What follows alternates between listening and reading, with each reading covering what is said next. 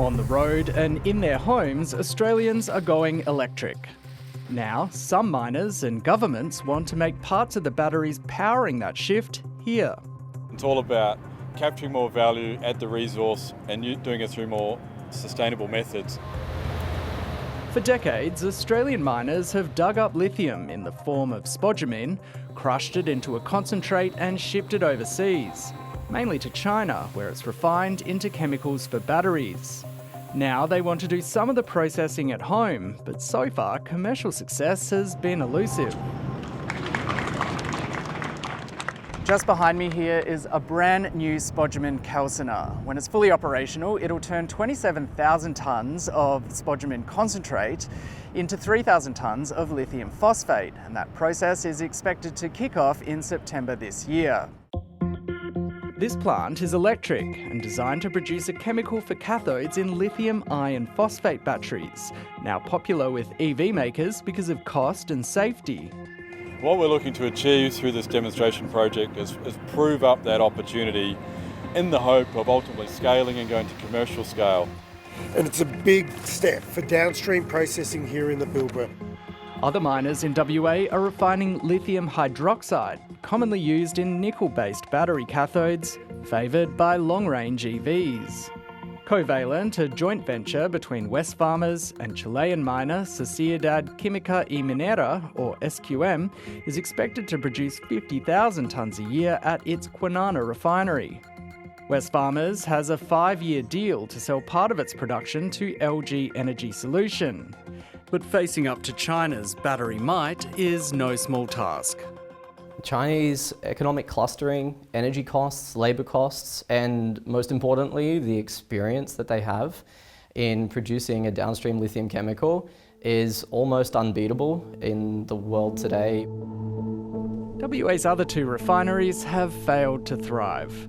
US lithium giant Albemarle's Kemerton refinery was expected to produce 100,000 tonnes of lithium hydroxide a year from the massive Greenbushes mine, but it's now in care and maintenance.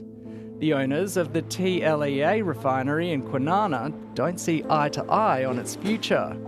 IGO has written down the value of its stake to 0. I think we are seeing the classical teething troubles of any new industry, nascent industry in the country.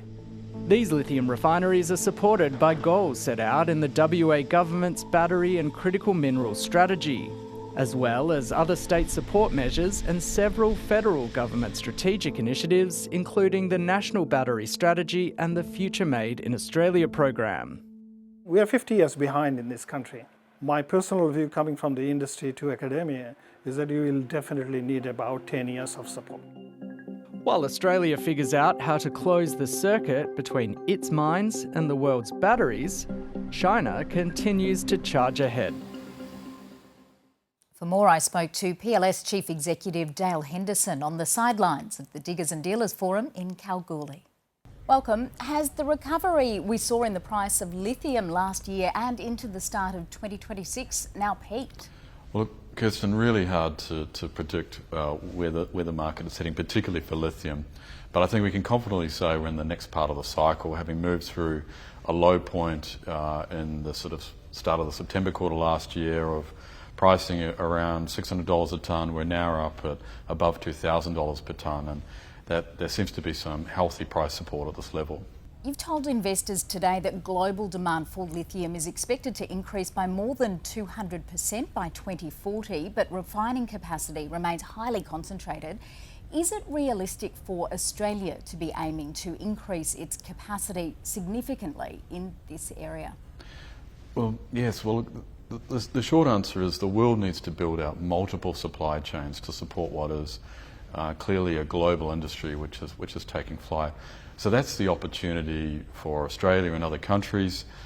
But what we've seen to date is to be successful, it's a global industry, you've got to be globally cost competitive. So for that reason, Australia has to compete on cost, and some of the cost inputs for Australia are just higher, so that makes it more challenging. Given what we've seen with the government having to put more funding into refineries and smelters in recent years, it does sound as though you believe that quite simply the economics don't stack up for Australia to compete globally. Look, the cost inputs are higher for Australia across a number of fronts. So in order to compete globally, that makes it more difficult.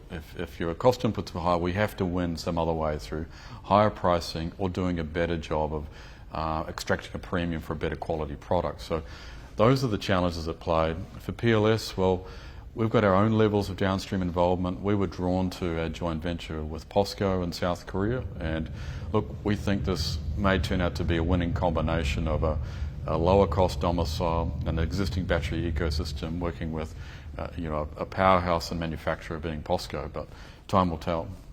The fact PLS did go to South Korea for its processing operation is a demonstration, isn't it, that PLS couldn't make it work in Australia? Well, look, you're right, we have voted with our feet, so to speak, but some of our focus for downstream isn't completely offshore. We have had some activities onshore, specifically our midstream demonstration project. What that's about is doing a level of chemical processing at the mine site, but stopping short of the additional process steps to take it to battery grade.